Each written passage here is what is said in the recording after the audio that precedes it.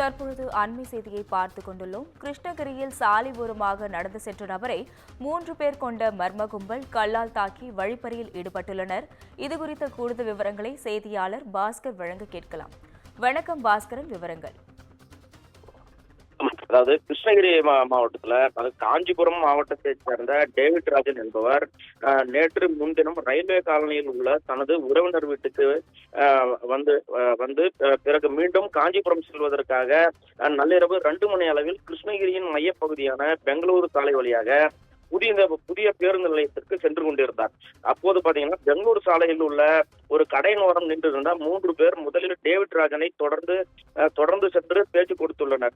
மேலும் அப்பொழுது அவர்களிடம் டேவிட் ராஜன் பேசும் பொழுது டேவிட் ராஜனை முகம், கை, கால் உள்ளிட்ட அதாவது அனைத்து பகுதியிலும் அடையாளம் தெரியாத 3 பேர் கல்லால் தாக்குகின்றனர்.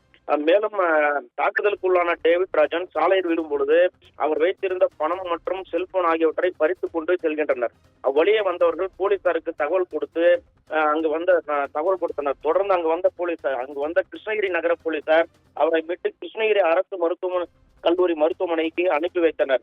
மேலும் தற்பொழுது சிகிச்சை பெற்று நலமுடன் இருந்து வருகிறார். இந்த சூழ்நிலையில் அதாவது போலீசார் விசாரணையில் 3 சிறுவர்கள் இந்த குற்றச்செயலில் ஈடுபட்டுள்ளது தெரிய வந்தது. மேலும் 3 பேரை கைது செய்து விசாரணை நடத்தி வருகின்றனர். மேலும் இந்த கிருஷ்ணகிரி நகரின் மையப்பகுதியில் நள்ளிரவில் நடந்த இந்த சம்பவம் இந்த பகுதியில் மிகவும் பரபரப்பை ஏற்படுத்தியுள்ளது.